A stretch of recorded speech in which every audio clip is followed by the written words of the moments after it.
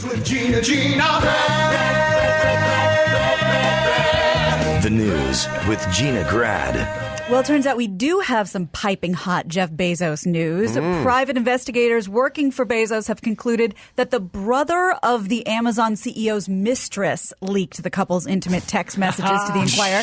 That's according to the AP. I just pull my kids aside right now. I have 12-year-old twins and go, look, which one of you is going to be wildly successful? Which one is going to be a spiteful loser? Yeah, like who's going to be trying to profit off the good name and constantly borrowing money and in and out of rehab? Yeah.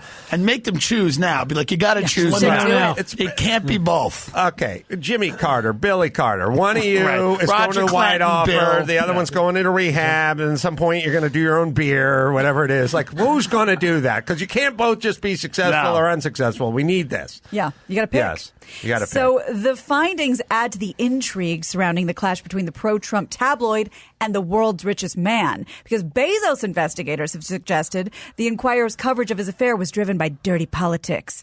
So the brothers Michael Sanchez, that's Lauren Sanchez's brother, he's a big supporter of Trump and an acquaintance of Roger Stone and Carter Page. He's also the manager of his sister, and she's a former TV anchor. He manages his sister. Apparently, according to the AP. Oh, man. So he has like all kinds of access. Boy, this is the first time that hasn't worked out. Yeah. I mean, where Billy Joel was the only other time where a family member or mother-in-law manages your affairs. Dina. It always works. Yeah. Crazy. Right.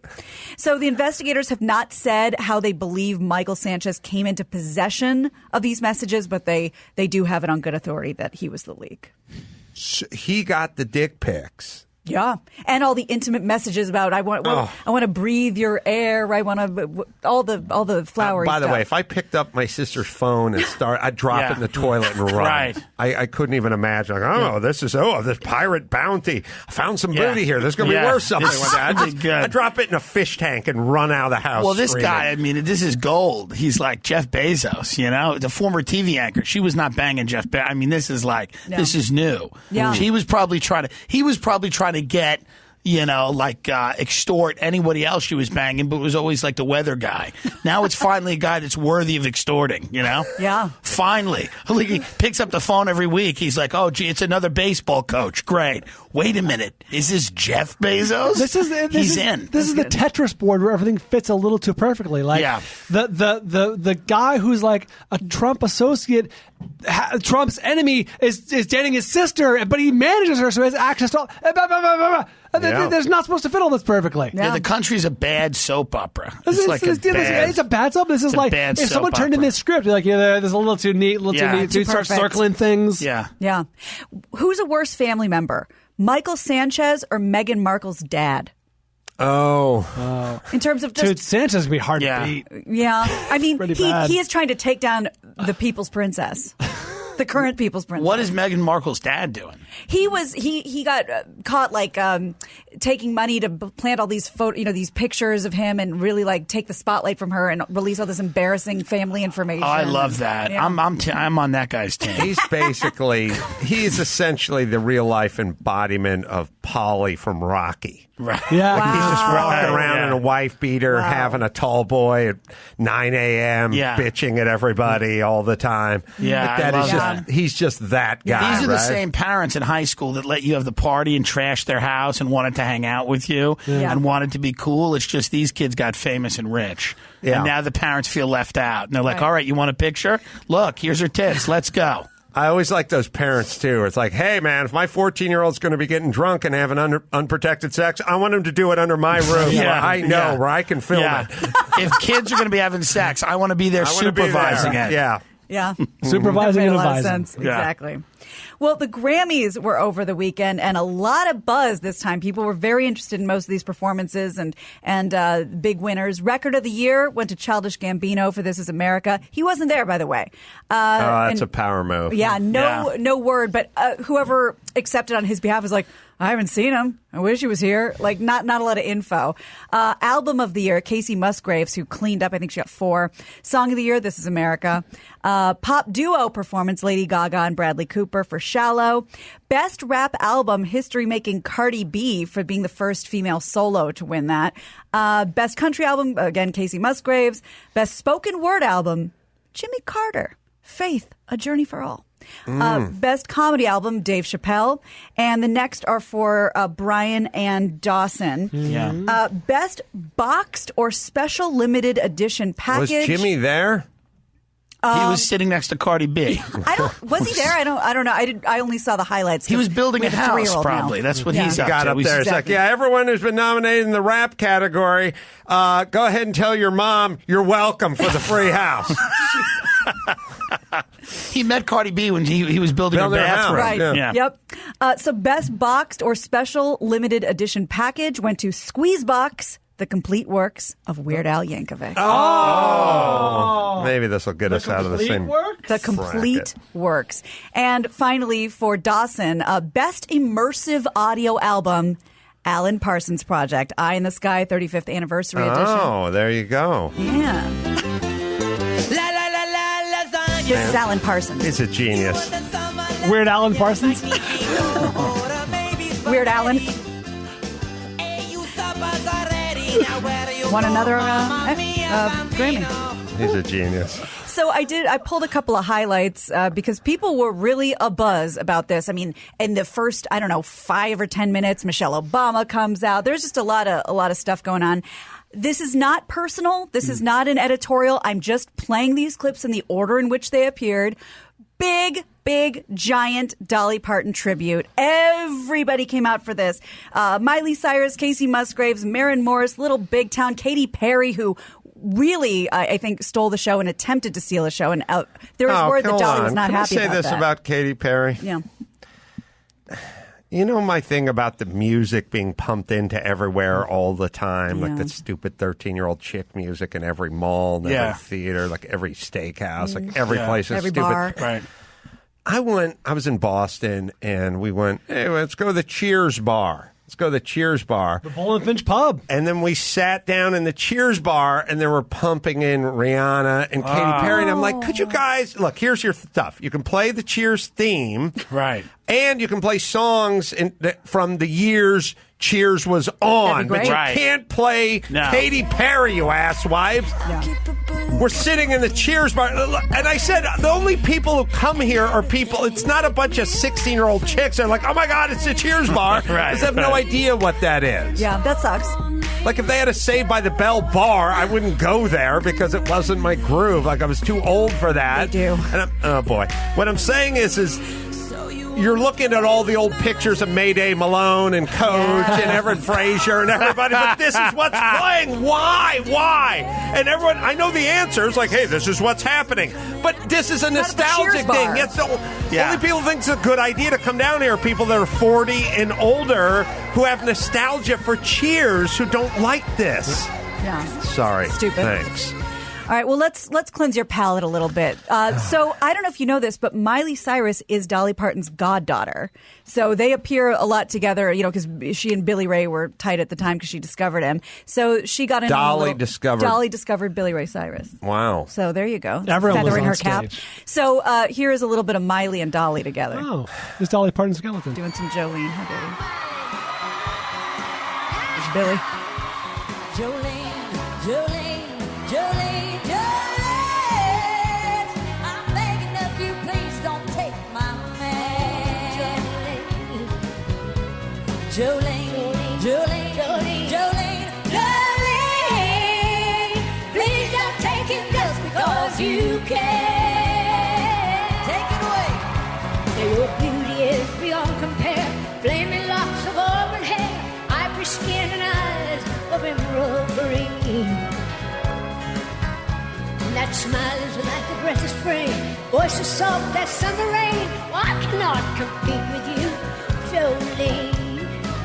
So then they move on, and there's tons of Dolly songs. Then everybody comes out to do a little 9 to 5. Now, Dolly at this point, I can tell you, is over singing 9 to 5. So now it's more about talk singing it, and it's adorable. And I'm glad she's having her renaissance. But here's a little bit of 9 to 5, which I'm sick of too.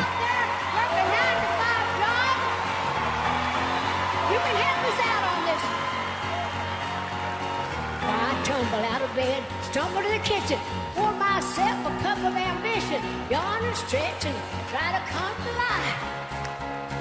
Then I jump in the shower. Band has to hate this song. Yeah. It's gotta suck like you're the keyboard guy. When does it kick in? We got to do the move there. Yeah. Smokey Robinson. Smokey. Mark Robinson loves it. Sorry. I don't. Yeah. It's not a good song. It's not. But I like Dolly. It's fun. And She did fine considering she died 10 years ago. How dare you? What is Wow. wrong with you in this sacred space? Yeah. It's an octave. Want to see a couple more highlights? Yeah. So Drake. Nah. Well, there's two that you need to see. All right. Well, I guess do? one. I love that he needs to see it. He needs to see it You because need to see I'm going to it. tell you why. I'm going to lay down the gauntlet on this one. I'll give you one more. Cardi B spoke right to your heart in her acceptance speech. She got up there. She's adorable, and she's nervous, and she's thanking everybody, and she gives a special thank you to her daughter, but it's not the thank you everyone else gives to their kids. This was Cardi's acceptance speech. I want to thank my daughter because I'm not just saying thank you because she's my daughter. It's because, when I found out I was pregnant, my album was not complete. I had like 3 songs that I was for sure having. And then, you know how it was. Like, we was like, we have to get this album done so I could shoot these videos while I'm still not showing. And it was very long nights.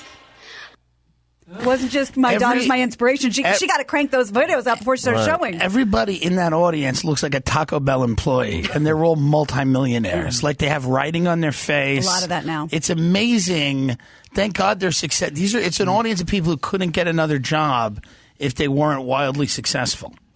She's together with Offset now from the Migos. Yeah, All right. love They're them. back. They had a problem. Yeah, they had a problem. And remember, he did that whole thing where he went to her concert and gave this huge. Interrupted her concert to go on stage and Because he was like stepping out on her or something. Yeah. And all right.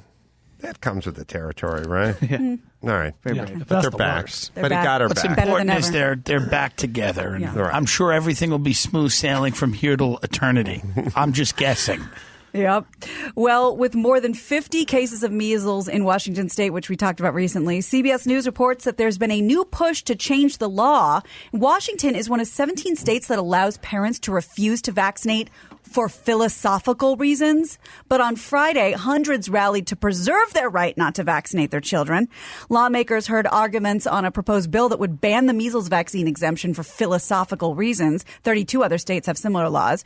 Measles is so contagious that an unvaccinated person has a 90% chance of catching it if they're near someone who has it, and it can survive for up to 2 hours in a room where somebody sneezed. Yeah, TS to all the nut jobs who don't want to have their kids vaccinated for philosophical reasons. It's like, I like to drive with a spike protruding from the front bumper of my car for philosophical reasons. Well, that's fine, but they're guys on mopeds who don't appreciate it, so we're just going to make that illegal. Yeah. Well, what about How dare my you tread on personal me? rights to drive a Prussian helmet? Like, okay. I like buzzsaws in my shoes. Yeah, that's your thing, Right. which is fine, but then when your pile of crap enters a room with my little pile of crap, and then my kid gets an infection because of your pile of crap, now it's our problem. Yeah. See, I also bet those reasons are not philosophical. Like, I bet whatever they are, they have nothing to do with philosophy. Plato said. Yeah, right. Nobody's saying Nietzsche in their Right. response for why they're not vaccinating their child. It's like you want to go home and just talk to your dog in the privacy of your own home and have it give you advice. That's fine. It's on But you. when your kid gets infected and then goes to preschool with my kid, now it's my problem. Right. Dr. Drew's on the blower over it here. could be your problem, literally. I mean, we may not all adults that were vaccinated at a certain age may not have adequate immunity right now. Oh, that's right. So True. we may all have to get tested. What for do we that. do? How do we know? I'm just thinking. You know what? I've told you, Adam. We decided that civilization doesn't need. We're not biological, so the basic needs of civilization no longer need to be met. Things like hygiene and people languishing on the street and vermin and rodents and infectious diseases. We don't worry about these things anymore. We've got that all done. No, Mother Nature is coming back. This will be a major wake up. Major. Pandemic. Good. It drives me insane. It drives me insane. And also, it's a lot of it. Talk to Drew about this a lot, but it's the breakdown of respect of authority. Like it used to be, here's what the doctors say, here's what the scientists say, and then some chick would go, well, I'm a playmate, I got fake titties, and I'm dating the guy from Mask. And they'd go, shh, sweetie.